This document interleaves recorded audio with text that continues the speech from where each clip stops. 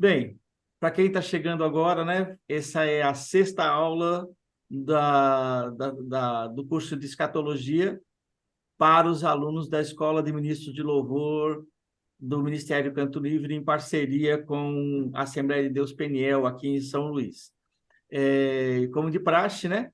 Para quem está assistindo aí pela internet e não conhece, esse que vos fala é José Júnior, tem o pastor José de Oliveira, que é esse velhinho é, mais velho de todos, porque aqui todos são meio velhinhos, né? As barbas são todas brancas, e o Armênio, que acho Aham. que é o mais novo de todos, o pastor Armênio, que é o mais novo de todos, e ambos vão estar dando essa aula para vocês. Então, eu vou me retirar, né? E como eu sempre falo, a turma é toda de vocês. Glória a Deus. Minha gente, graça e paz,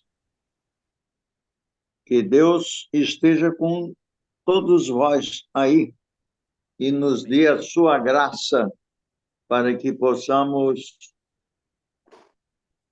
atingir os vossos corações com o ensino das Escrituras e vocês possam entender sem problema nenhum.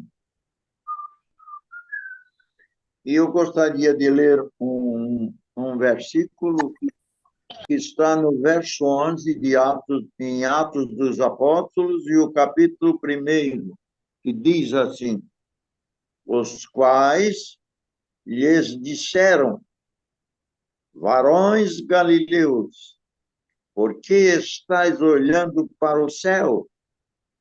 Esse Jesus que dentre vós foi recebido em cima no céu, há de vir, assim como para o céu ouviste ir. Até os anjos estavam interessados nessa história. E se os anjos também estavam pronunciaram palavras incentivando os discípulos de Cristo, os cristãos, para esperar também esse Jesus que desceria do céu, é porque a coisa é muito importante, muito importante. Nós, ou melhor, esse assunto escatologia ou escatológico, todo mundo gosta de saber, porque na mente da maioria pensam que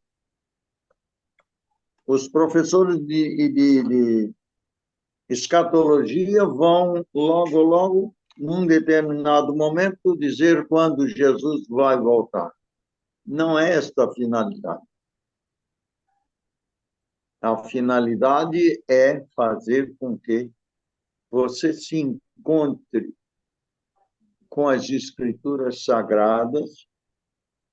Nós falamos primeiro lá no Antigo Testamento, e eu falei um pouco, bastante, sobre o Pentateuco, depois falei sobre os profetas, porque o apóstolo Pedro diz que o Espírito de Cristo estava nos profetas, querendo saber que tempo que o Messias viria ou voltaria. E agora ele já veio, mas o profeta diz que ele veio e ele vai voltar. Glória a E Deus. eu estou esperando ele, Jesus. É a única coisa que me importa agora, porque já vivi um pouco, bastante. Sei que o céu é verdadeiro. O céu não é de mentira, não. O céu é de verdade. Nós tínhamos aqui um pastor que até dirigiu a igreja de Joinville por muito tempo, e ele foi hospitalizado. E lá no hospital, ele disse para uma pessoa, um outro crente, que não acreditava muito no céu, não. Ele não tinha como entender o céu. Aí, de repente, ele entrou em coma lá no hospital, e quando ele voltou do coma, ele chamou a pessoa com quem ele falou que não tinha certeza se o céu existia. Ele disse: olha, pode voltar lá e pregar que o céu existe, porque agora eu vi. Eu não preciso entrar em coma para dizer a vocês que o céu existe, porque eu creio na palavra de Deus. Isso aqui é a palavra de Jesus, que alguém escreveu. E tem até as Bíblias hoje com letra vermelha, que diz: olha, essas são as palavras, são palavras de Jesus. E eu creio em toda a Bíblia, do Gênesis até o Amém, como costumava dizer para os alunos, desde o Bereshit até o Amém do Apocalipse. Ela é a palavra de Deus. Né? Não vem com essa história para mim dizendo que ela contém a palavra de Deus. Não, não aceito isso. Ela é a palavra de Deus. E mesmo porque Jesus disse: as minhas palavras são espírito e vida. O próprio Deus, no Velho Testamento, disse: provai e vede que eu sou Deus. Eu digo o fim antes do começo. E esse é um Deus maravilhoso. Um Deus que responde a oração da gente. Um Deus que cura nossas enxaquecas e doenças. Às vezes ele deixa a gente sofrer um pouquinho, mas isso é para a gente não esquecer de orar. E aí, no instantinho, a gente já, opa, estou relaxado aqui em alguma coisa, e já bota o joelho no chão e vai orar mesmo, não é? E assim é a vida do cristão. Então, qual é o dever do crente? Primeiro, o dever do crente é o que está escrito em 1 Tessalonicenses, capítulo 1, e o verso 10. Esperar dos céus o seu Filho, o Filho de Deus, a quem ressuscitou dos mortos, a saber, Jesus Cristo, que nos livra da ira futura. Isso. Eu gosto desta palavra de Paulo. Gosto mesmo. Paulo, tu é bacana. Eu, se ele fosse vivo, eu ia lá dar um abraço nele. Ia dar um abraço nele, sim, porque ele merece. Ele escreveu coisas que fortalecem o nosso coração, que resolve muitas questões que a gente, no viver aqui, nesses 40, 50 anos, 80 anos, 90 anos, seja o tempo que for, estas palavras nos dão o equilíbrio especial para vivermos neste mundo e ainda agradar ao Senhor Jesus Cristo, obedecendo às suas palavras. Que acha, amém? Eu acho que é uma promessa maravilhosa, né? E só prova o amor de Deus por nós, já provado na cruz, uma vez que o ser humano nada poderia fazer para a sua salvação, não tinha nada que o ser humano conseguisse dar a Deus para pagar o preço dos seus pecados, tinha que ser alguém do gênero humano, mas sem pecado, que não tinha na terra.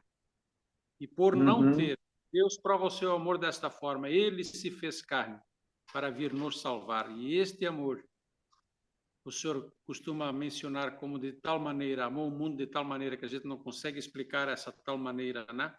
Até neste nível. E como se não chegasse, agora ele nos ampara na caminhada da santificação, porque tudo que Deus projetou é para que haja vida, e que haja vida em abundância. Então, por isso que no verso 9 que o senhor citou, ele não nos destinou para a ira, mas para a aquisição da salvação por nosso Senhor Jesus Cristo. É para todos os que crerem em Jesus, está livre para todas as pessoas, mas só vão atingir aqueles que realmente andarem com Cristo, aceitando matar as suas más vontades, os seus maus desejos. Então, estas palavras de Paulo, elas confirmam o que está por vir e elas acentuam o padrão de caráter que nós precisamos alcançar através do Espírito Santo para aquele dia, naquele tempo, sejamos achados dignos de ser chamados filhos de Deus e irmãos de Jesus Cristo. Por isso que Paulo se empenha tanto nestas observações e nestas chamadas de atenção, revelando os céus, revelando o que está por vir, para intensificar, impressionar as pessoas a buscarem a santificação, para incentivá-las, para demonstrar que vale a pena. Vale a pena, ainda que você sofra neste tempo por agir em verdade, amor e justiça, vale a pena você passar por isso, porque o que está esperando é algo maravilhoso, e é a promessa de Deus. Nos versos antes, aqui em 1 Tessalonicenses, no capítulo 5, Paulo também fala algo muito interessante. Ele começa dizendo que, mas verso 1, 1 Tessalonicenses, capítulo 5, no verso 1 vai dizer: mas, irmãos, acerca dos tempos e das estações, não necessitais que vos escreva, porque vós mesmos sabeis muito bem que o dia do Senhor virá como um ladrão da noite. Vai vir de surpresa, quando o mundo não está esperando. Por isso ele usa o termo ladrão da noite. Ele não está falando da igreja, não está esperando. Ele está falando que o dia do Senhor virá como um ladrão da noite para o mundo. Depois ele continua. Agora ele vai dar um tempo para que a gente se situe, para que a igreja se situe. Pois que, quando disserem a paz e segurança, então lhes sobrevirá repentina destruição, como as dores de parto àquela que está grávida, e de modo nenhum escaparão. Então, este verso está dando aqui um ponto determinante antes da vinda do Senhor. Quando disserem a paz e segurança. Então, hoje, nos nossos dias, tem algumas guerras aí pelo mundo, mas nós ainda podemos dizer que vivemos em paz, ainda com os problemas cotidianos, com as desigualdades sociais, mas nós vivemos em paz. Mas este governo do anticristo que está para surgir, ele vai ter que surgir através de uma desarmonia das economias e da paz no mundo, para que haja, então, o tratado de paz, que a gente viu lá em Daniel, quando a gente falou no início das nossas aulas, quando Daniel teve aquela visão e o anjo lhe explicou quando iriam acontecer estas coisas. Então, o mundo vai ter que entrar em guerra, vai ter que entrar em insegurança, para daí ser feito um plano de paz, com a vista de haver paz e segurança. Então, quando esse tempo chegar, é um dos grandes marcos de que Jesus está prestes a entrar em cena. E aqui Paulo continua no verso 4, dizendo que nós não estamos em trevas, para que aquele dia vos surpreenda como um ladrão. Então, no verso 3, no verso 2, ele está falando para o mundo, olha, vai vir de surpresa como um ladrão, mas no verso 4, ele está dizendo, mas vocês não estão em trevas, vocês não são do mundo, vocês vai chegar, vocês não vão ser pegos de surpresa.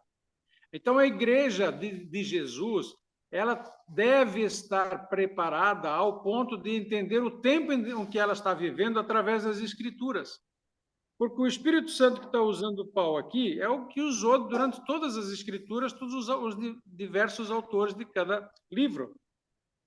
Então, a igreja, ela tem por obrigação de saber o tempo, não o dia. O dia de Jesus só Deus sabe, mas o tempo que estas coisas vão acontecer, o crente deve estar a par delas para que não seja pego desprevenido.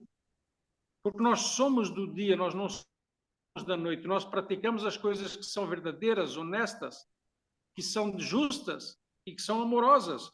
Devemos buscar isso, que é a santificação. Todos nós deveríamos fazer isso como cristãos. Esta é a base, né? Eu sempre costumo dizer que nós temos 3 convites muito importantes. O primeiro deles é ao arrependimento, que é o primeiro encontro com Cristo, né? Onde eu vou me arrepender dos meus pecados, vou me entender como pecador, vou entender o plano da salvação, vou entender a cruz, vou entender o perdão de Deus e vou entender a vida eterna. Este é o primeiro convite, ao arrependimento. O segundo convite é a santificação. Agora eu tenho que mudar o meu caráter pecaminoso que eu tinha do velho homem neste novo caráter de Cristo. Por isso, quem está buscando isso não vai ser apanhado de surpresa como um ladrão.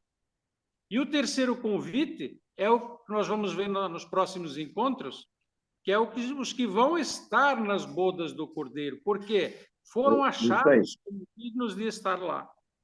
Então, Paulo nos dá aqui um contexto de como o mundo está, de como nós deveremos estar, para que a gente não fique para trás nessa história. Como nós vimos lá em Mateus, acho que nas 2 aulas atrás, Mateus 24 e 25, tinha lá a parábola das virgens. E à meia-noite ouviu-se um grito, lá vem o noivo. E as virgens acordaram. Tanto as prudentes como as tolas, as nécias, estavam dormindo. Mas aqui em Tessalonicenses, não estão dormindo. Então, aquelas pessoas que estavam dormindo lá naquela parábola não são as do arrebatamento. São as que estão na igreja, mas não estão alinhadas com Cristo. Elas não pegaram o caráter de Cristo ainda. Mas elas conhecem a história, elas conhecem o amor de Deus, o perdão de Deus, mas elas não lutaram contra o pecado nesse ponto. E esta é a seriedade da palavra de Deus. Porque Deus nunca engana ninguém. Ele deixa as coisas com clareza. Ele faz as promessas, mas ele tem as condições. E estas condições que nós precisamos entender e buscar, porque nós temos o Espírito Santo para nos ajudar. Então, estas palavras, depois, quando o senhor leu o verso 9, né? Porque Deus não nos destinou para a ira, é que nesta caminhada Ele espera de nós a nossa santificação, a nossa entrega. Ele espera que a gente entenda o que o mundo é, que ele jaz no maligno, e as propostas que Deus fez, e a mão que Deus nos estendeu, e que a gente dê uma resposta a esse amor e a esse perdão à altura. Para quê? Para que a gente não entre na ira de Deus, por amor e misericórdia. Né, José? Eu estava preocupado com esse negócio um tempo atrás, com a vinda de Jesus, e eu estava revendo as cartas do Apocalipse, e numa daquelas cartas diz: se não vigiares, virei sobre ti como um ladrão, e não saberás a que hora sobre ti virei. Então todo mundo pregava, ninguém vai saber a hora, ninguém vai fazer, ninguém sabe, porque só Deus sabe. Isso não está bem certo, não é assim. Dá uma olhada, lê esse livro no positivo. E se vigiares, não virei sobre ti como ladrão, e saberás quando eu voltar. Quando eu vou voltar. O tempo que ele vai voltar. Me alegrou. E agora tu fez lembrar com esse texto de Paulo que esse negócio veio na minha mente de novo. Jesus não faz nada de surpresa. Ele faz, claro, faz de surpresa para quem está como o povo de Sodoma e Gomorra. Eles foram pegos de surpresa, mas o Ló e a família não foi, não. Não foi pego. Vieram 2 anjos ali dizer: Ló, vamos sair fora daqui já, porque Deus vai destruir essa cidade já. E tirou ele meio pela mão assim, botou lá fora. Porque Deus não tem prazer na morte do ímpio. Ele tem prazer, sim, na morte do remido, do salvo, daquele que aceita ele como o seu Deus e o seu Salvador. São coisas que precisamos entender bem. Tu citou capítulo, parece que foi o capítulo 5, né? Mas Sim. no capítulo 5, no verso 8, diz o seguinte: mas nós não somos da ira, sejamos sóbrios, vestindo-nos da couraça da justiça.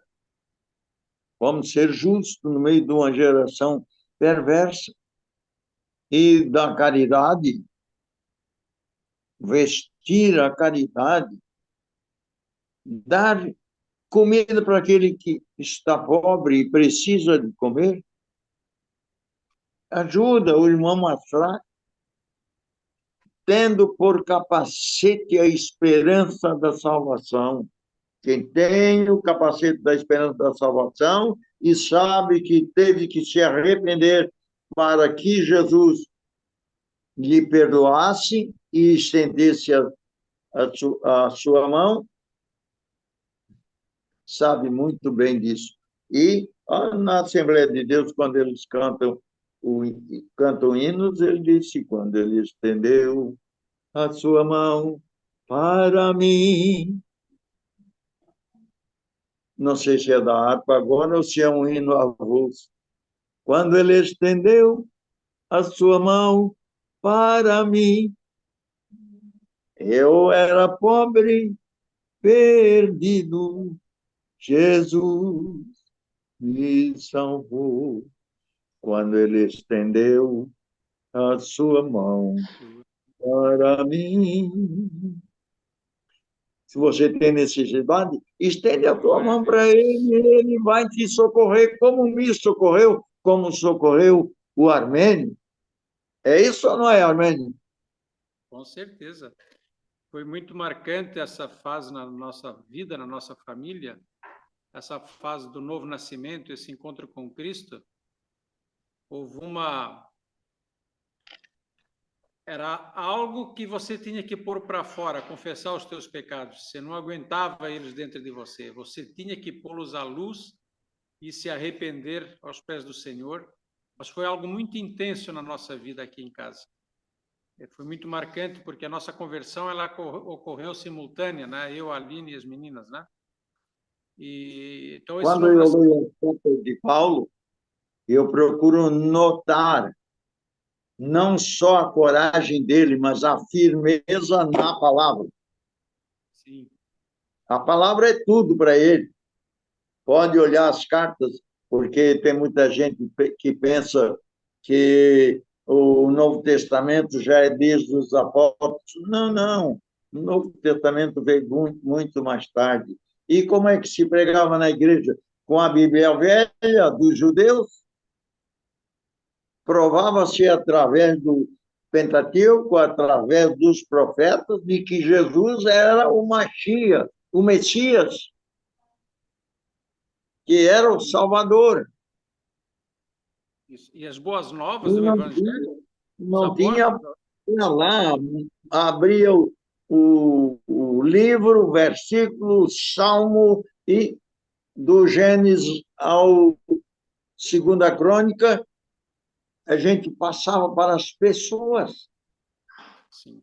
Até que veio o Novo Testamento e aí ficou mais fácil. Mas quando eu começo a ler as cartas de Paulo, eu vejo a firmeza dele. Olha só a firmeza dele no capítulo 4 de 2 Timóteo, do verso 6 para frente. Porque já estou sendo oferecido por aspersão de sacrifício e o tempo da minha partida está próximo. Ia morrer. Combati o bom combate, acabei a carreira e guardei a fé. Desde agora, A coroa da justiça me está guardada, a qual o Senhor justo juiz me dará naquele dia, e não somente a mim, mas também a todos os que amam a sua vinda. Logo, quem observa essas palavras de Paulo, sabe que Paulo gostava de escatologia das últimas coisas, e ele sabia que a última coisa era a sua glorificação, a passagem dessa vida para outra e revestir-se do novo tabernáculo para viver eternamente ao lado do Senhor Jesus. E não só Paulo garantia isso, mas eu acho as palavras de Jesus também maravilhosas, porque qual a finalidade de estudarmos escatologia? É para ficar mais firmado, ter mais certeza de que essas palavras se cumprem ao seu tempo. E Jesus, eu quando vejo essa passagem, leio ou cito essa passagem, a passagem de João, e eu vejo os discípulos com aquela carinha de tristeza, porque eles tinham passado pela ceia, e Jesus disse, olha, eu vou partir, eu vou embora. Mas toma cuidado, eu não vou deixar vocês assim, não. Fica. E eles tristonhos lá, ele disse para os discípulos, um texto que eu gosto mesmo, não se turbe os vossos corações. Estavam tristes, chororô. Ah, vou perder meu mestre. E quem vai curar mais a nossa doença? Quem vai curar a doença da nossa família? Quem vai dizer, lança a rede para o outro lado que tem peixe? Tudo isso passou pela cabeça deles. Ele estava acostumado 3 anos e pouco com Jesus, aprendendo dele cada dia, cada hora, cada momento, porque Jesus não perdia oportunidade. Ele falava daquilo que precisava ser falado mesmo. E aí Jesus disse para ele, olha, para eles, não se turbe os vossos corações. Crede em Deus, crede também em mim. Na casa do meu pai, lá meu pai, ou lá, assim, meu pai, há muitas moradas. Se não fosse assim, eu vou teria dito, vou preparar o lugar. E quando eu for e vos preparar lugar, eu virei outra vez, virei outra vez. Virá para quem? Para os discípulos, é claro. Virei outra vez e vos levarei para mim mesmo, para ficar lá, para que onde eu estiver, estejais vós também. Tem gente que se preocupa como é o céu, se tem flor, se a rua é de ouro mesmo, se como é que é o rio da vida e tudo mais. Eu não preciso saber nada disso e eu quero é estar junto com ele, porque junto com ele é o melhor lugar do universo. Essa é que é a verdade. Aleluia. Maravilhosas promessas do nosso Deus, né?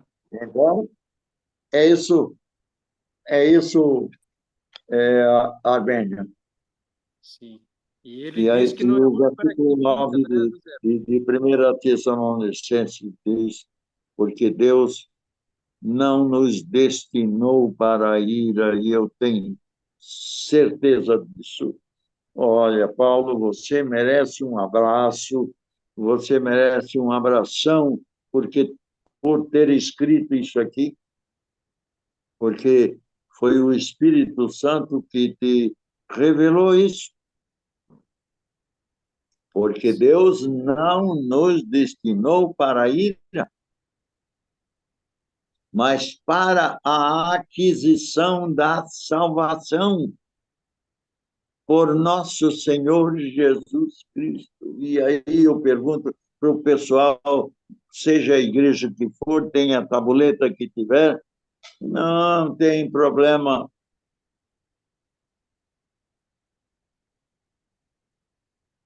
Você já parou para pensar neste verso? Porque Deus não nos destinou para a ira, mas para a aquisição da salvação, porque por nosso Senhor Jesus Cristo. Deus quer nos ver salvo em Cristo Jesus. Jesus veio morrer na cruz por isso. Parece que eu estou fazendo uma pregação de evangelista. Não, não, isso aqui está dentro da escatologia, sim, senhor. Porque é coisa que eu vou viver lá na frente. E, meu amigo, eu já morri uma vez, tá? Eu já morri uma vez. E é uma coisa muito boa morrer. A gente não sente dor nenhuma. A dor que você pode sentir é aquela da barriga, no coração, que não está muito bom, mas quando Deus quer parar a máquina, ele vai parando, vai parando, vai parando, vai parando, e automaticamente vai entrando em você a glória de Deus vai enchendo, vai saindo a vida biológica e vai entrando a glória de Deus, e nessa glória está a vida espiritual ganha através de Jesus pelo poder do seu sangue. E coisa boa. E me fizeram, e o que é que o senhor está fazendo aí? Pois é, me trouxeram de volta, não quiseram concordar com Jesus que eu tinha que terminar meus dias naquela ocasião, e oraram e choraram, e, foi, e eu não vi, porque eu apaguei mesmo. Mas o pessoal que estava à volta, eles sabem, à minha volta, eles sabiam, o pessoal protestou e me queria de volta. E Jesus concedeu. Jesus concedeu que eu ficasse mais uns anos por aqui, talvez para pregar esta mensagem, para falar para você de escatologia, dois assuntos importantes que eu gosto, escatologia, e numa emissora aí eu tinha um programa que eu acho que eu vou ressuscitar aquele programa. Pensando na verdade. E na escatologia estão cheios, a escatologia está cheia de verdade. E nós precisamos desfrutar essas verdades. O apóstolo Paulo, aos Efésios, no capítulo 1, ele diz uma coisinha interessante. Capítulo 1, verso 3, bendito Deus e Pai de nosso Senhor Jesus Cristo, que nos abençoou com todas as bênçãos celestiais nas regiões espirituais, nas bênçãos espirituais, nos lugares celestiais em Cristo. As regiões é lá no Colossenses. Você tem o direito de todas as bênçãos, só tem uma coisinha. Você tem que viver nas regiões celestiais. Você vai entender de escatologia, não só de escatologia, vai entender de justificação, de perdão, arrependimento, vai aprender sobre justificação, vai aprender sobre santidade, porque o Espírito Santo, ele quer comunhão conosco e ele, se nós desejarmos, ele nos aperfeiçoa. E é gostoso ter intimidade com Jesus, ter intimidade com o Espírito Santo. É gostoso. Não tem coisa melhor. Não tem. Larga a mão de ti mesmo. Larga as tuas armas e dependa de Jesus tão somente. Acredita no que está escrito na palavra de Deus. Acredita que está escrito na palavra de Deus. Acredita. E você vai se transformar noutra pessoa. E muita gente vai dizer assim, puxa, mas o senhor está diferente, não é? O que houve? O que foi? Foi que eu entrei no caminho da intimidade com Cristo e todo mundo que entra por esse caminho passa a ter uma vida diferente. Concorda, Armênio? Glória a Deus, com toda certeza. Então, Essa é a promessa dele, né? Nova criatura, né? aham, Romanos 12 vai falar para a gente se renovar pela nossa maneira de pensar, né? Ou seja, agora com as coisas do Espírito e não mais com as coisas da carne, que é o embasamento para o caminho da santificação, essa busca ao Senhor para que possamos ser achados dignos de escapar desta ira de Deus, né? Mas a gente poderia ver agora aqui no capítulo, na segunda Tessalonicenses, a segunda carta, no verso 7 em vamos lá. diante, que Paulo vai descrever a situação do mundo e vai descrever também as características do anticristo, para que se saiba identificar, né? Então, no verso 7, Paulo vai dizer assim, ó, 2 Tessalonicenses, capítulo 2, verso 7. Porque já o mistério da injustiça opera. Somente a um que agora resiste até que do meio seja tirado. Então, Paulo está nos dizendo que o mistério da injustiça, ele opera no mundo desde que Adão deu legalidade a Satanás para entrar no mundo. Então, o Aham, jaz no maligno, é outra frase do Novo Testamento, né? Então, este sistema injusto, ele opera. Porém, a aparição do anticristo, ela vai ser no momento determinado.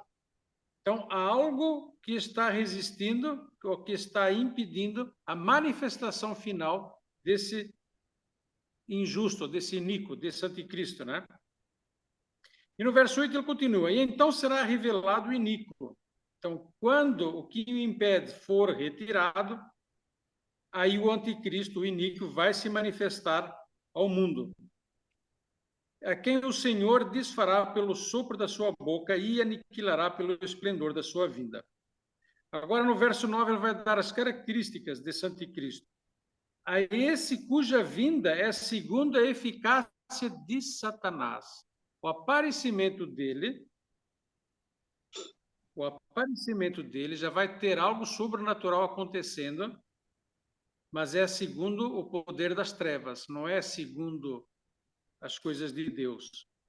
Ele vai ter com todo o poder e sinais e prodígios de mentira, e com todo o engano da injustiça para os que perecem, porque não receberam o amor da verdade para se salvarem. E por isso, Deus lhes enviará a operação do erro para que creiam a mentira. Então, esse anticristo ele vai ter poder, ele vai ser acompanhado de sinais, de milagres, de coisas espantosas aos olhos humanos, prodígios de mentira, ou seja, vão ser prodígios vistos, mas vão ser mentirosos, não são de fato como os de Deus. Por exemplo, vamos dar um exemplo. Moisés, pelo poder de Deus, bateu o cajado nas águas e o mar se abriu. Literalmente ele se abriu. Aquilo não é uma mentira. Nesta passagem, dá a entender que os prodígios mostrados, eles não vão ser totalmente verdadeiros, eles vão ser maquiados, eles vão ser disfarçados, eles vão ser... Parece que é, mas não é. Lembram lá o Moisés, quando foi falar com o faraó para libertar o povo? que ele levou o cajado jogava no chão e virava uma cobra, que os feiticeiros do Egito também fizeram a mesma coisa. Então, veja, o poder das trevas, que é o que está dizendo aqui, que ele vai se manifestar segundo a eficácia de Satanás, o poder das trevas também vai mostrar poderes, e isso aos olhos humanos vai impressionar. Então, se nós não estivermos ligados à verdade, através do poder do Espírito Santo, nós, com facilidade, as pessoas que estiverem vendo, com facilidade vão se admirar com estas proezas, com este poder. Então, são características de que aqueles que não estão em verdade no Senhor, com facilidade vão ser enganados, que é o que vai falar em seguida, no verso 11. Né? Por isso, Deus lhes enviará a operação do erro. Ou seja, porque não creram na verdade, porque não se submeteram a Deus, porque não buscaram a santificação, vão crer no erro. Porque a única coisa que nos impede de crer no erro é o Espírito Santo em nós para nos alertar, para nos ensinar. Pelo nosso braço, nós somos enganados e caímos no engano. Porque o homem seduz, o homem mente, o homem cria histórias, o homem sabe atingir os desejos dos outros e sabe seduzi-los segundo os seus desejos. Mas Deus não, Deus fala em verdade e só Ele pode nos livrar. Nós não temos poder para nos livrar por nós mesmos do erro, do engano de Satanás. Porque o que ele vai fazer vai ser tão forte que as pessoas vão se impressionar, mas somente aqueles que não creram na verdade. Então, depois no verso 12, Paulo continua, para que sejam julgados todos os que não creram a verdade, antes tiveram prazer na iniquidade. É outra característica do caráter do ser humano que vai aceitar o iníquo, agir em justiça. Iniquidade é projetar, é programar o mal e fazer o mal sabendo que está fazendo mal. Eu sei que eu estou fazendo mal e eu tenho prazer nisso, eu quero realmente fazer o mal. Então, este caráter não é de Deus, mas ele somente é do inimigo. E como Deus conhece os corações e as suas intenções, então ele saberá convencer os corações que são dele e ele saberá manter no engano aqueles que têm prazer na iniquidade, que não tem nada a ver com o caráter de Deus. Então, significa que o caminho da santificação para nós cristãos é a nossa transformação de caráter. É o que Gálatas vai falar lá em capítulo 5, né? Obras da carne e fruto do Espírito. Ali tem um mapa, se eu estou sendo carnal ou se eu estou sendo espiritual. Como eu vou agir nas diferentes áreas da minha vida ou situações da minha vida, com a minha esposa, com os meus filhos, com os meus funcionários, com os meus superiores, na rua, no trânsito, em todos, quando ninguém está vendo, mas Deus está, quando eu estou sozinho. Então, ali vai estar definido, e é este caráter de Cristo, através do Espírito Santo, que cada um de nós tem que pegar. Esta é a palavra de Deus na sua simplicidade. Nós temos que ser transformados, nós temos que ser nova criatura, nós temos que demonstrar, através do nosso viver, que queremos andar com o Senhor em espírito, em verdade, em justiça e em amor. Através das nossas ações. Então, as minhas ações vão glorificar o nome de Deus ou vão atender às exigências de Satanás? Esta é a questão. Então, as situações adversas que nós passamos são oportunidades que nós temos de glorificar o nome de Deus. Porque é através desse viver que nós vamos estar também dando testemunho a quem está à nossa volta.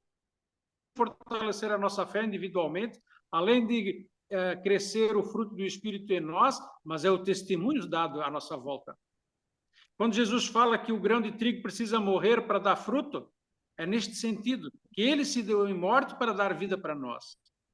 Nós, como seu corpo, seus filhos, agora nesta terra, representando, sendo embaixadores deste reino, então nós temos que viver por ele por fé. Por fé. E quem está procurando esta fé, o Senhor está aqui dizendo que promete nos livrar do erro, do engano, da mentira. É Ele que nos livra. Mas por eu me entender fraco e pecador e que dependo dEle, por eu ver os maus desejos do meu coração, os maus pensamentos, as más ações, e eu fugir disso, eu lutar contra isso. e pedir clamor ao Senhor e cura. Isto é o que está nas nossas mãos que nós podemos. Esta é a simplicidade da palavra de Deus, porque é Ele, quando olha para dentro de nós e vê o que tem dentro, que Ele que vai nos livrar. Então, aquele que tem prazer na iniquidade, ainda que chegue com sorrisos perto de você, mas dentro dele é um poço de inveja, mas Deus sabe que ele é um poço de inveja. Ele para ti te mostra os dentes, te abraça, diz que tu é o melhor amigo, mas lá dentro existe uma inveja profunda, mas Deus sabe, o justo juiz sabe. Por isso que Provérbios também vai dizer para a gente proteger o coração, né? Porque dele procede as fontes da vida, para que o nosso coração não se contamine com as coisas ruins, injustas, maldosas desse mundo, feitas pelos iníquos, né? Feitos por este sistema perverso. É neste ambiente pecador que nós temos que nos proteger e dar um resultado que glorifique o nome do nosso Deus. Então, estas palavras são maravilhosas porque é nesta simplicidade de caráter, de se entender como pecador e de Deus, que ele vai agir no nosso coração. São maravilhosas estas palavras. Verso 14 vai dizer: para o que pelo nosso evangelho vos chamou, para alcançardes a glória do nosso Senhor Jesus Cristo. É através do arrependimento, é através de lutar contra o pecado que nós vamos alcançar essa glória do nosso Senhor Jesus e sermos salvos e livres daquele dia da ira. José, o que o senhor quer falar agora? Nós insistimos ainda porque achamos necessário, insistimos no verso 4, não, verso 3, 4, 3 e 4, em princípio, do capítulo 2 de 2 Tessalonicenses, porque isso é importante. Se você pegar um rádio ou a TV, você vai ver que tem pouca gente falando sobre a vinda de Jesus. Quem eu vi que mais fala, pelo menos aqui no Sul, quem mais fala sobre a vinda de Jesus são os adventistas do sétimo dia. Eles têm até um hino: breve virá, breve Jesus voltará. Estou citando uma frase só. Mas eles não cansam de falar na volta de Jesus. E nos pentecostais, essa pregação já foi substituída por pregação de autoajuda. Consolar uma pessoa que não é aquela pregação de firmeza na fé, firmar mais a pessoa na fé.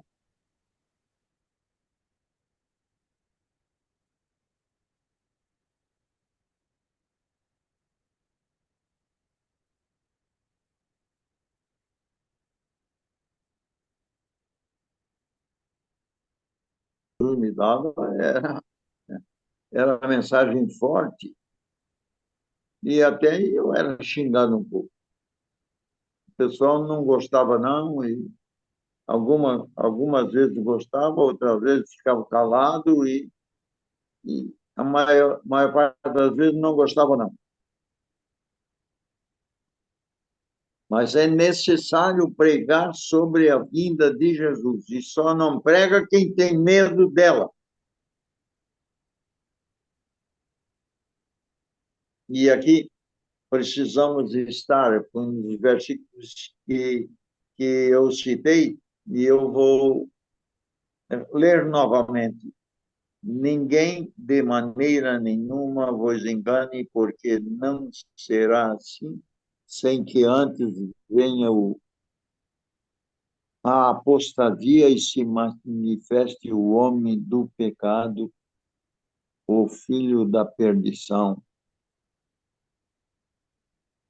E tem uma coisa: Tem muita gente assustada com o Brasil e com os deputados federais, com o senador e até com o Supremo Tribunal Federal, porque eles estão criando leis que vêm de encontro às escrituras. E tem alguém até que ameaça uma revolta, promover uma revolta, sugerem uma revolta, mas isso não resolve. As escrituras precisam se cumprir. E isso vai se cumprir. E aí o versículo 4 diz: o qual se opõe e se levanta contra tudo que se chama Deus e se adora. Se levanta. Isso aqui ainda não veio 100% no Brasil, não tem. Mas nos Estados Unidos você já não pode mais recitar o Pai Nosso em sala de aula, não pode abrir a Bíblia e ler a Bíblia numa sala de aula. Agora, revista pornográfica pode. Gente, olha, pensa. O que você quer? Eu quero Jesus. Eu quero ir para as mansões que ele me prometeu me levar. Bem. Eu sei que isso só depois da minha morte. Bom, posso ser arrebatado qualquer dia, de repente ele resolve voltar e eu estou nessa. Mas quem ficar aqui nesse tempo já vai ter que orar e se preparar para enfrentar isto aqui. Enfrentar um homem cercado de uma porção de outros que têm o mesmo espírito, estão tudo endemoniados, o qual se opõe e se levanta contra tudo o que se chama Deus ou se adora, de sorte que se assentará como Deus no templo de Deus, querendo parecer Deus. Quando eu leio esse versículo, eu vejo que é necessário o templo dos judeus estar de pé. Por quê? Porque só existe um templo no mundo que é um nome que tem o nome de templo de Deus. Templo de Deus, só existe um. É o que está em Jerusalém, que a Babilônia derrubou. A Babilônia foi lá e derrubou porque o povo judeu não fazia mais jus àquele templo.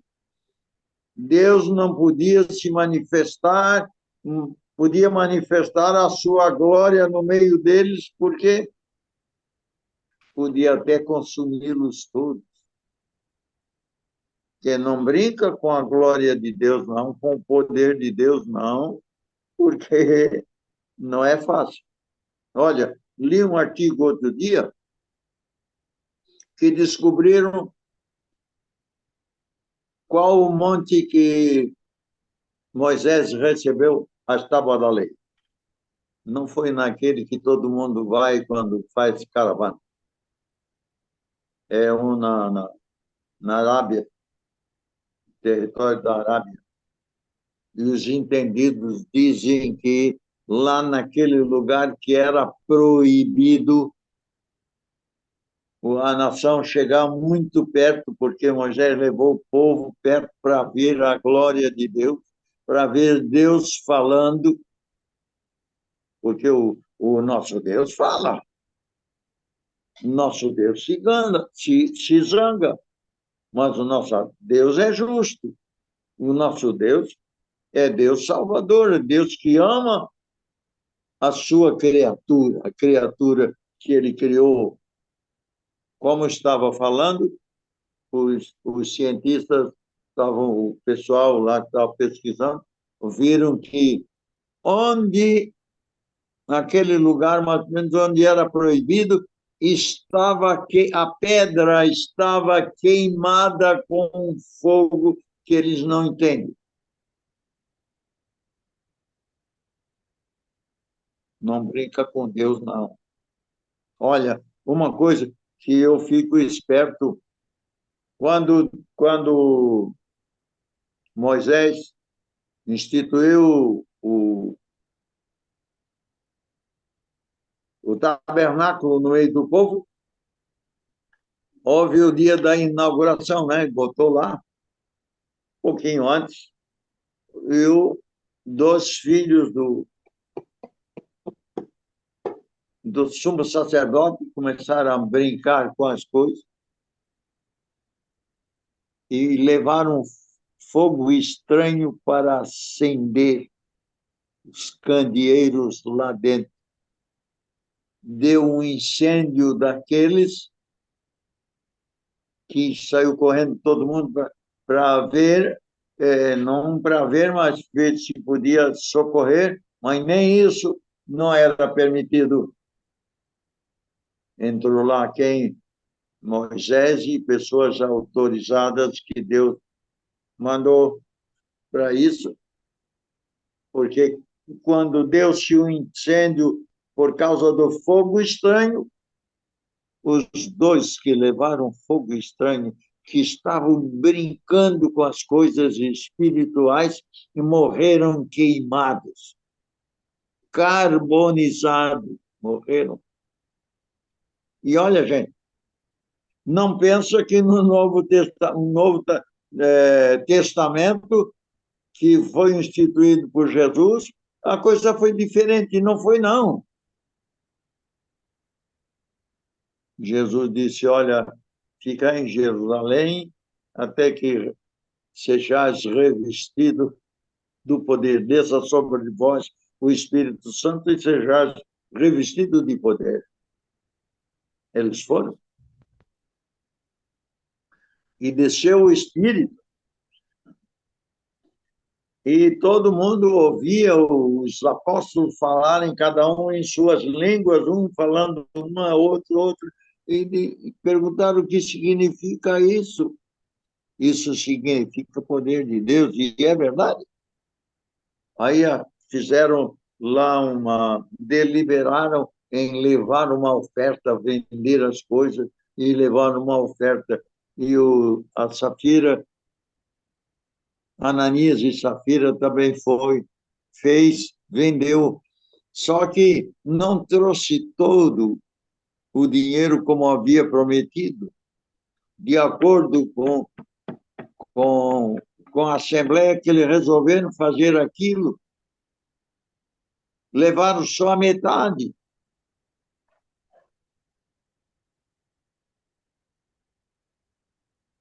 E o que foi que aconteceu? Pedro, cheio do Espírito Santo, disse, Ananias, por que tu vieste para cá mentir ao Espírito Santo? Caiu morto e os moços diáconos pegaram Ananias e enterraram lá, num determinado lugar.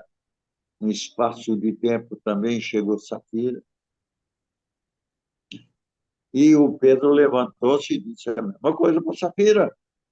Disse assim, olha, já levaram o teu marido porque era mentiroso, mentiu contra o Espírito Santo, e agora vão te levar também. E ela caiu dura, e os moços voltaram e foram enterrá-la. Em todos os dois mandamentos, quer no Antigo, quer no Novo, Deus se manifestou de maneira extraordinária. Como dizendo, não brinca comigo, não, porque eu não sou de brincadeira, eu sou de verdade. Tem as pessoas que eu abençoo, perdoo e santifico e salvo e justifico e está tudo, regenero e está tudo bem. Mas tem as pessoas como Saul, que ele diz assim, chamou Samuel, que era o profeta de Samuel, não intercede mais pelo Saul, não, porque eu não vou ouvir mais a tua oração. Tá? Deus abomina. Então está na hora de olharmos essas coisas e ter certeza de que este versículo que eu acabei de ler vai se cumprir, o qual que é o homem do pecado se opõe e se levanta contra tudo que se chama a Deus e se adora, ou se adora, de sorte que se assentará como Deus no templo de Deus, querendo parecer Deus. Israel já estão falando na construção do templo, e o templo vai ser construído. Vai. E o homem do pecado vai lá. E depois de tudo, depois do acordo firmado, tudo certinho, tudo bonitinho, porque o mundo primeiro vai passar por uma crise forte, e depois vai acontecer isso. Ele vai se sentar lá e vai dizer: ô, seu judeu, seu sumo sacerdote, sei mais quem, levita aí, eu sou o Deus de vocês. Aí vai começar, como a gente diz aqui no Sul, quebrar o correte, porque Deus não vai aguentar isso, não vai aguentar. A terra vai sofrer uma tribulação daquelas. Eu estava outro dia vendo as notícias daquele terremoto que deu lá num dos países árabes e como matou muita gente. Será que isso não que faz lembrar das Escrituras? Haverá peste, fome, grandes terremotos. Grandes, não era pequeno, era grandes terremotos. E isso não desperta para você se ajoelhar, orar, jejuar e tratar de botar a vida em ordem, obedecer ao Senhor Jesus, porque se você obedece ao Senhor Jesus, vai obedecer todo mundo. Vai saber o que é errado, vai saber o que é certo, o certo é o Senhor Jesus, e pronto. Pastor, Até o. Hein? Fala. pegando essas suas palavras, acho que dava para a gente entrar em Judas, no livro de Então, Judas. por favor. Bom, só deixa eu terminar aqui. Sim. O verso 5. Não vos lembrais de que estas coisas vos dizia quando ainda estava convosco, e agora vós sabeis o que o detém para que a seu próprio tempo seja manifesto. Quem está segurando isso é o Espírito Santo. E onde é que está o Espírito Santo? Na igreja verdadeira.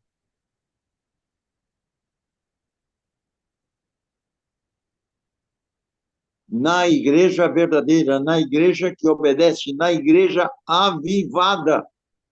Leia a igreja de Filadélfia lá no Apocalipse. É a igreja avivada que vai. Não é a igreja forte, poderosa, mandando na política e mandando em tudo que é coisa. Não, não. É uma igreja que se dedica única e exclusivamente a Jesus, louva a Ele e ao seu Pai, louva a Ele e ao seu Pai, e os adoram porque eles merecem a nossa adoração. Fala amém. Glória a Deus. A igreja que age em verdade, amor e justiça, em obediência a Deus, né? Ela pode Aham. ser fraca, ela pode não ter status, pode não ter dinheiro, mas ela é obediente, ela é verdadeira. Ela não nega Sim. o caráter de Cristo. Mas usando pegando as suas palavras ali de que nós devemos buscar ao Senhor e obedecer em Jesus, né? Em Judas, no verso 5, no verso 6 e 7, Sim. Judas nos chama a atenção para feitos que Deus já fez no passado, assim como só passou alguns testemunhos aí. Mas vamos ler aqui o verso 5, 6 e 7 de Judas, que diz assim: Mas quero lembrar-vos como a quem já uma vez soube que, havendo o Senhor salvo um povo, tirando-o da terra do Egito, destruiu depois os que não creram. Então, Aham. Judas está chamando a atenção. Olha, aquele povo que saiu do Egito, que era escravo, que estava indo para Canaã, com a promessa de entrar em Canaã, onde a terra brota leite e mel. Eles, os que não creram, eles ficaram pelo caminho. Ou seja, presta atenção, porque não é porque tu foi chamado ao arrependimento que já está tudo resolvido. Você tem que buscar a tua santificação para não ficar pelo caminho. Tem que buscar agradar a Deus. Depois ele vai no verso 6 e vai falar dos anjos. E aos anjos que não guardaram o seu principado, mas deixaram a sua própria habitação, reservou na escuridão e em prisões eternas até ao juízo daquele grande dia.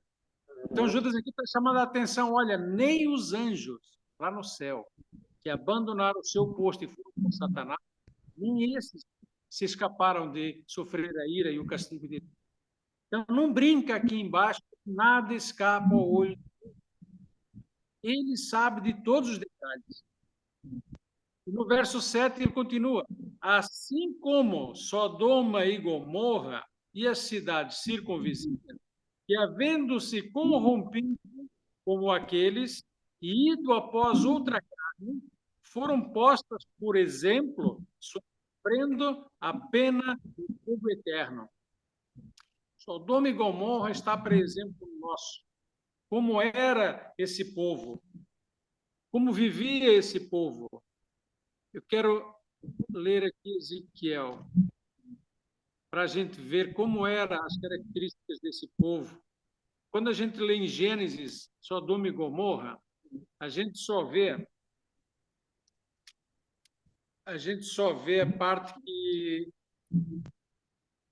a parte que da prostituição. Mas a questão de Sodoma, ela começou antes da prostituição, ela começou com se afastaram de Deus.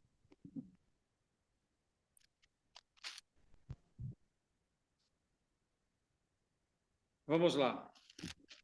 Ezequiel, capítulo 16, verso 49 e 50, vai dizer assim: então, como estava Sodoma e Gomorra? O que levou a vir fogo do céu sobre eles? Vamos começar no verso 48. Ezequiel, capítulo 16, verso 48. Vivo eu, diz o Senhor Jeová, que não fez Sodoma, tua irmã, ela e suas filhas, como fizeste tu e tuas filhas. Eis que esta foi a maldade de Sodoma, tua irmã. Olha agora as características dela: soberba, fartura de pão, abundância de ociosidade, teve ela e suas filhas, mas nunca esforçou do pobre e do necessitado. E se ensoberbeceram e fizeram abominação diante de mim, pelo que as tirei dali, vendo eu isto. Então, veja, as características desse povo, antes de vir o fogo sobre ela, era de soberba, arrogância, eram os poderosos, os em pé, altivos. Fartura de pão significa muito dinheiro, muito lazer, abundância de ociosidade, muito lazer, muita festa. Viviam em função dos desejos da carne, mas não olhavam as dificuldades dos mais fracos, dos mais necessitados. Eles achavam que eles tinham porque eles eram bons. E os que não tinham era porque não trabalharam, não sabiam como fazer, não eram inteligentes, eram espertos. Então, aqui começou a se afastar de Deus. Pelo quê? Pelos desejos do seu coração. Na sequência, aí tem que ler Romanos capítulo 1. Na sequência, por pecarem contra Deus, então veja, vem a fartura de dinheiro, vem a fartura de lazer, vem a fartura de prazer, vai se afastar desagradando a Deus, e é aí que vem o castigo de Deus, que Judas aqui está chamando a atenção, porque veio fogo sobre eles, porque se afastaram de Deus no básico, que é agir em verdade, amor e justiça, que é lutar contra os maus desejos da nossa carne, que é desobedecer a Deus. Deus não nos proíbe de nada. Deus não proíbe o sexo. Ele proíbe o sexo fora do casamento. Ele dá a norma do sexo.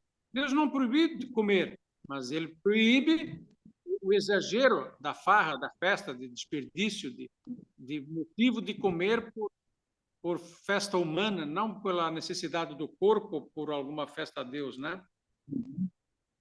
Então, Judas nos chama a atenção nestes 3 pontos, nestes 3 exemplos que Deus já cumpriu na terra, e ele diz: presta atenção, a salvação é de graça, mas no caminho você tem que provar que realmente não pecado, você quer agradar a Deus.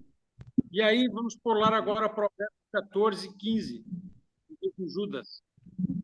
Diz assim: e destes profetizou também Enoque, o 7º depois de Adão, dizendo: eis que é vindo o Senhor com milhares de seus santos, para fazer juízo contra todos e condenar dentre eles todos os ímpios, por todas as suas obras de impiedade que impiamente cometeram, e por todas as duras palavras que ímpios pecadores disseram contra ele. E eu já vou ler o verso 16. Mas Enoque, vamos falar um pouquinho de Enoque rapidamente. Então, Enoque era o 7º depois de Adão. Enoque foi levado ao céu e Enoque foi tomado para Deus, ele não passou pela morte. Ele é antes do dilúvio, ele é do Noé. E Enoque foi levado ao céu e Deus lhe mostrou todas as coisas, inclusive esse dia da ira, ele está narrando aqui. Eis que é vindo o Senhor com milhares de seus santos, para fazer juízo contra todos e condenar dentre deles todos os ímpios. Então, Enoque está dando testemunho do que ele viu nos céus, deixou isso registrado. Eu, pessoalmente, também tive em sonho a respeito dessa passagem de Enoque, que desenvolver isso aqui, para atestar que Deus vai cumprir a sua justiça. E Judas, no verso 16, ele vai dar de novo os detalhes deste povo ímpio, este povo que desagrada a Deus, este povo que vai sofrer o castigo de Deus. Quais são as características? Verso 16. Estes são murmuradores, queixosos da sua sorte, andando segundo as suas concupiscências. Lembra o que a gente leu ali em Ezequiel? Os desejos do seu coração? E cuja boca diz coisas muito arrogantes, admirando as pessoas por causa do interesse. São bajuladores, só elogiam para serem beneficiados. Eles não estão interessados em verdade, amor e justiça. São corruptos, são falsos, não são dignos de credibilidade. Os sorrisos deles, os ataques deles, os tapinhas nas costas deles são falsos, são perigosos. Então, veja, se a gente olhar nas mídias hoje e olhar o que se fala nas mídias de uma forma geral, e a gente ler esse verso 16, eu vejo espelhado direto todos os dias, tudo que está aqui. Ninguém se vira para Deus. Ninguém ousa se renovar e agir de uma forma contrária e dar uma resposta diferente ao que o mundo pratica. Antes, eu tinha citado um verso do Apocalipse: se não vigiares, virei sobre ti como ladrão, e não saberás a hora que sobre ti virei. Mas, para a igreja de Filadélfia, ele diz o seguinte: e como guardastes a palavra da minha paciência.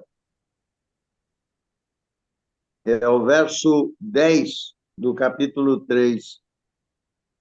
Também eu te guardarei da hora da tentação que há de vir sobre todo o mundo, para Aleluia. tentar os que habitam na terra.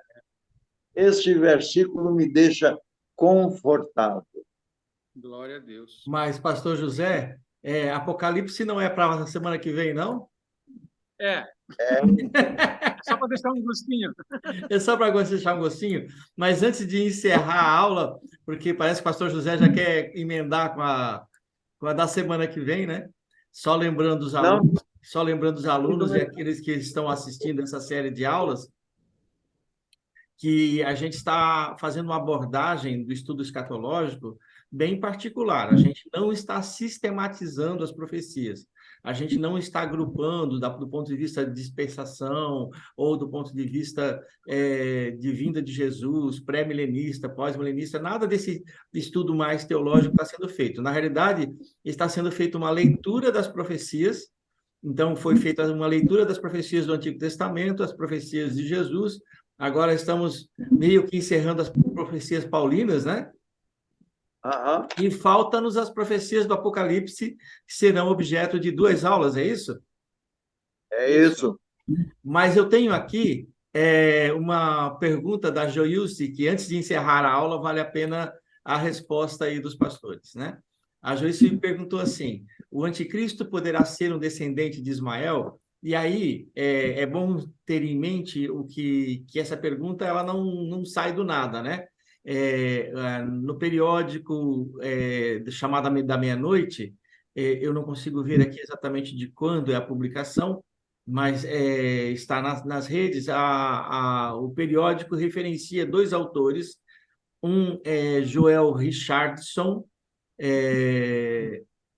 que escreve num jornal chamado World Dale Books, e ele escreveu num artigo de 2015, e o outro é David Reagan, eu estou traduzindo, né, uma avaliação da teoria do anticristo muçulmano. Eles levantam a hipótese, né, de que o anticristo poderia ser um descendente de Ismael. E essa é a pergunta dela, né? Então, é uma pergunta que ela está trazendo, mas que tem sido bastante discutida do ponto de vista da escatologia na última década. Então, eu gostaria de ouvir os pastores sobre isso, que é a pergunta da nossa aluna Joilce aí. A Escritura não diz nada sobre isso, nem que é judeu, nem que é descendente de Ismael. O que eu vejo alguém falar é que ele podia ser judeu da tribo de Dan, mas também é vago, não dá para afirmar categoricamente que é. Só se sabe que ele é um homem que vai ser contra Deus e contra tudo aquilo que se adora.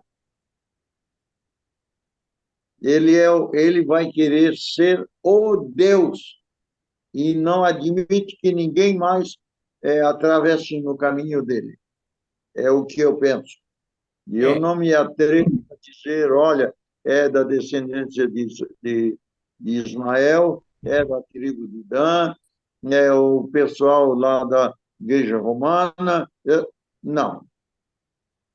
Quando ele chegar, a gente vai ver quem ele é.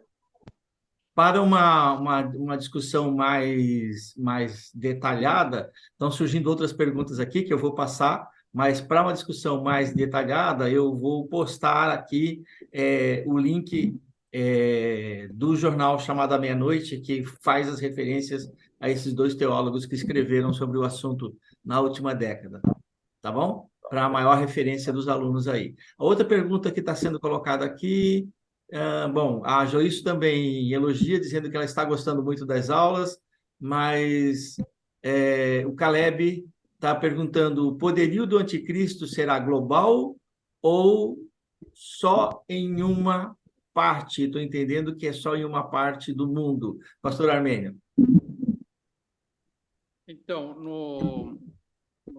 no livro de Daniel, que nós já passamos por ele, aqui dá a entender que o Messias vai estar atrelado a Roma. Porque no Daniel capítulo 9, verso 26, vai dizer que o povo do príncipe que há de vir destruirá a cidade e o santuário, que foi Roma que fez. E o seu fim será como uma inundação, e até ao fim haverá guerra, então determinadas assolações. E ele firmará um concerto com muitos por uma semana. Este verso 27, ele responde a esta pergunta. Ele firmará um concerto com muitos por uma semana. Então, este vai ser um governo mundial. Aqui a palavra firmará, ela em outra versão vai dizer obrigará, vai impor um concerto de paz. Por isso que vai ser com o poder satânico que isso vai acontecer. Então, isto vai ser a nível mundial, não vai ser somente local. Em Israel, conforme o pastor estava falando há pouquinho, que ele vai se assentar no trono e vai dizer que ele que é Deus, lá vai ser o centro, porque é uma guerra no mundo espiritual de Satanás contra Deus. Quando a gente coloca guerra, na verdade, há possibilidade de perda. Neste caso, não tem possibilidade de perda. O inimigo já está vencido. Ele só vai tentar destruir o que ele puder da criação de Deus. Então, dentro desta perspectiva, dá a entender que o anticristo vai ter a bênção de Roma ou vai estar alinhado com Roma, se ele é do árabe ou não é árabe, não tem elementos para dizer isso, mas que ele está ligado a Roma, ele está. Isso não há dúvidas. E que vai ser no âmbito mundial, também não há dúvidas. Porque vai ser um concerto de 10 reinos que nós vamos ver lá no Apocalipse, que ainda não existem. 10 reis que ainda não existem, que vão ganhar o poder de reinos, 10 reinos, e vão dar o poder por uma hora para o anticristo. Então, eu entendo que vai ser a nível mundial. E que o anticristo, sim, está apadrinhado por Roma. Ou é direto ou indiretamente, mas ele está sobre esse domínio de Roma. A Joilce está aqui ampliando um pouco a pergunta dela e está citando um texto do qual ela gostaria de uma explicação maior nesse contexto de onde vem, enfim, que pessoa é essa que é o anticristo, né? Ela está dizendo assim, 1 João 2:22, fala que o anticristo nega o pai e o filho. Por conta disso, não ficaria difícil ser judeu ou cristão? Pastor José. Não entendi a tua pergunta. Vou repetir, a pergunta é dela, não é minha, não. A Joilce diz assim, 1 João 2:22, o que é que está escrito lá? Em 1 João 2:22 diz assim, quem é o mentiroso, senão aquele que nega que Jesus é Cristo? É o anticristo, esse mesmo que nega o Pai e o Filho. Isso é o que está escrito em 1 João 2:22. A pergunta dela é, por conta disso, não ficaria difícil ser judeu ou cristão? Por isso que ele vai perseguir tudo que se chama Deus. Quando ele se sentar no templo e vai matar. Depois, em Apocalipse, nós vamos estar falando sobre isso. Que João vai ver quem está vindo lá debaixo do altar, do lado, brancas, são os que vêm da grande tribulação. E vão ser os perseguidos, porque ele vai perseguir tudo que se chama Deus, conforme o pastor já falou. José, me desculpa que eu era para tu responder, né? E eu fui respondendo na tua frente. Me perdoa aí. Mais alguma coisa a acrescentar, pastor José? Olha, essa pergunta, de fato, ela deixa umas interrogações que a gente não pode responder, você não pode afirmar. Não tem apoio na Escritura. Só a Bíblia diz que ele é um apóstata. Antes de o senhor finalizar, pastor José, Diga. Antes de o senhor finalizar, deixa eu só fazer uma abordagem histórica aqui, uma contribuição, é que a igreja, como instituição, a igreja cristã, por vezes já disse que o anticristo era islâmico. No período da cruzada, a maioria dos líderes que lideraram os muçulmanos contra a igreja foi chamada de anticristo, fossem eles árabes ou turcos, né? Então, aqueles que lideraram os ataques aos cristãos, seja no Reino de Jerusalém, seja na Ásia, que fica em torno do mar Cáspio e do Mar Negro. Estes líderes, esses generais, foram chamados de anticristo. Já houveram outros homens ao longo do tempo que foram chamados também de anticristo, né? Mas o consenso histórico entre evangélicos é que o anticristo seria romano, porque ele estaria dentro do contexto do Império Romano ressuscitado. Então, esse é só para dar um contexto histórico aqui, mas retorno a palavra para o senhor aí. Olha, é aquela história. Se nós formos a Daniel, Daniel, para mim, deixa claro que ele é italiano, ele vem do Império Romano. Ou do sistema dominado por Roma, né? Pode ler o capítulo 9, que ele vai dizer isso. Por que eu citei ele há pouquinho, José? Pastor José, foi que eu citei há pouquinho. Por exemplo, o verso 26 e o verso 27. E depois das 62 semanas será tirado o Messias. O Messias foi tirado na metade da semana. Ele não concluiu a semana que ele teria para pregar a nova mensagem. E não será mais, e o povo do príncipe que há de vir. Este príncipe que há de vir é descendente de Roma. Tem gente que diz que não é, que é turco, é muçulmano, é lá de Gog. Não, esse homem aqui, ele é descendente, ele vem do Império Romano. É extremamente religioso, só que ele, para não negar os outros governantes do Império Romano, ele também se declara Deus, assim como os Césares se declaravam. Bom, nós vamos ficando por aqui, então. Eu espero que os alunos estejam satisfeitos com essas respostas. Se não estiverem, mandem mais perguntas, não tem problema, né? A gente tenta. Então, fiquem todos com Deus. Nós nos despedimos aqui por hoje. Até a aula da semana que vem. Até lá. Até, fique com Deus.